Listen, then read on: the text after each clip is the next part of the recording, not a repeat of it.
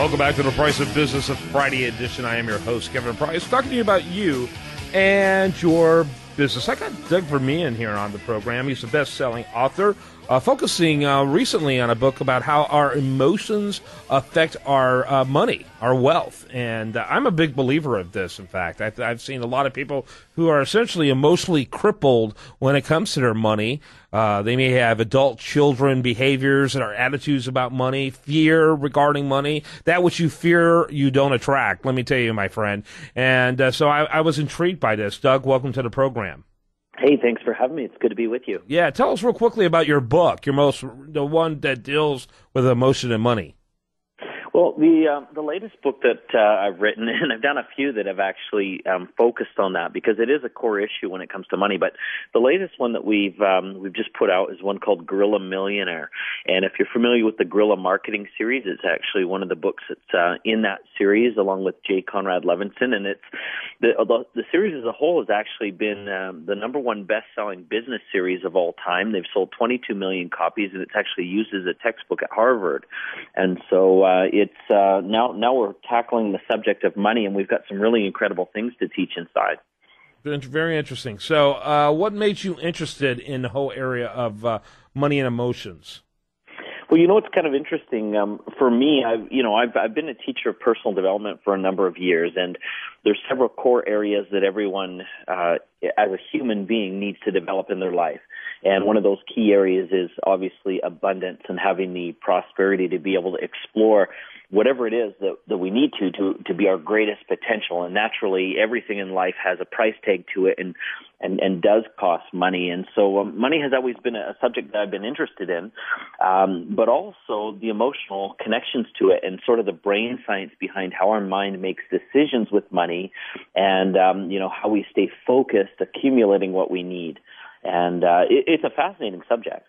Yeah, I'm looking at your website, by the way. Why don't you go ahead and give that to the audience? Yeah, my website is douglasvermeeren.com, which is DOUGLAS, V as in Victor, ERMEEREN.com, douglasvermeeren.com. And there you can find information on several of the projects that we're working on right now. Yeah, and you have the longest bio of any bio I've ever seen on a personal website. It's very interesting. I encourage people to check it out. You're described as a modern-day Napoleon Hill by ABC News, and I would consider that a huge compliment. Tell me about, what exactly you do. What does that cover?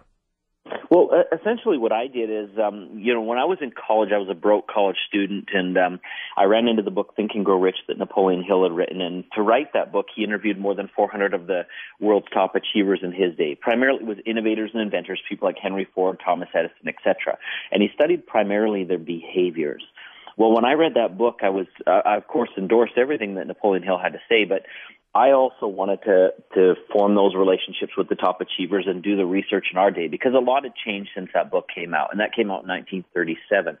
So I actually embarked on a study of 400 of the world's top achievers in our days, but I included not just innovators and inventors, but multinational corporations, technology companies, celebrities, athletes, people that had done some amazing things but weren't really on the radar way back in 1937. I mean, a lot has changed. Some of these things didn't exist. And I also went deeper than just behavior, which is what, Napoleon Hill studied. 1937, we didn't really know a lot about the brain and how it worked and psychology and some of these things. So I went deeper to actually look at what it was that created the success, that allowed them to stay focused with the goals that mattered, and what were the actual formulas of how success is created. And so based on those principles, I was able to, in my own life, firstly, have a lot of success, and then I began to teach it. And as I began to teach it, of course, I attracted the attention of the television people. And, you mentioned ABC, and CNN's had me on multiple times, Fox Business News, I'm a regular there, and these kinds of things.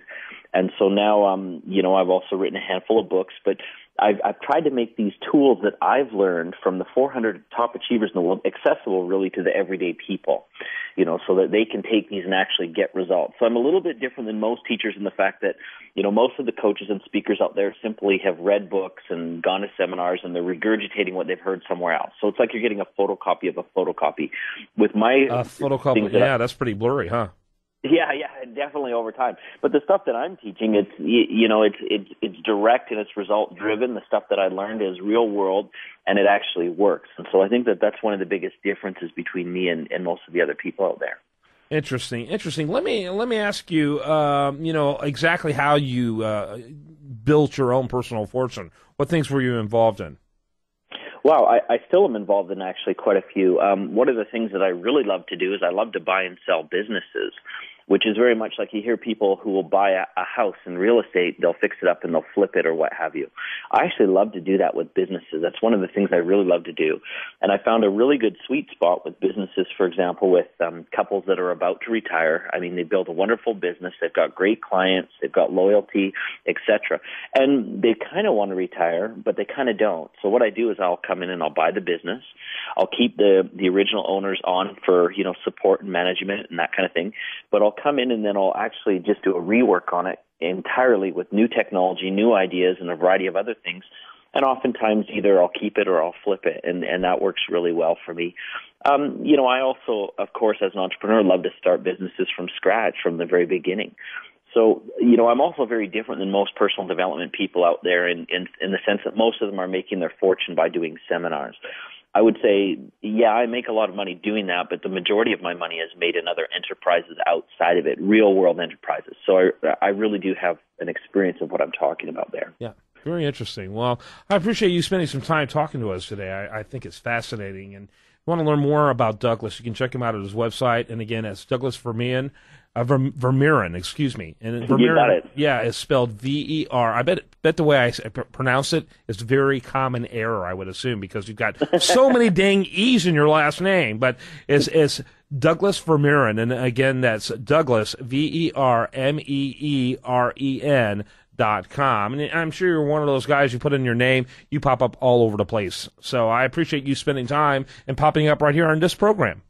Hey, thanks for having me. It's been good. People need to study this subject, and I'll probably get you back on to dig a little deeper on this whole topic of money and attitude and emotions, because I tell you, they can really screw you up if you don't have the right attitude and emotions surrounding it. And it's funny, people have to think about it in those terms, but we attract what we like, and we don't attract what we fear. There's a lot of fear around money. So thanks, Doug. In fact, even more than that, it's not so much the resources we have, but our resourcefulness, how we use it, how we think about it. Makes a big difference. Thanks so much, sir. Thank you for having me. When we come back, we're going to have more for you. We're going to talk about the crazy debt crisis, the whole government shutting down, if we're lucky, and much, much more right after this on The Price of Business.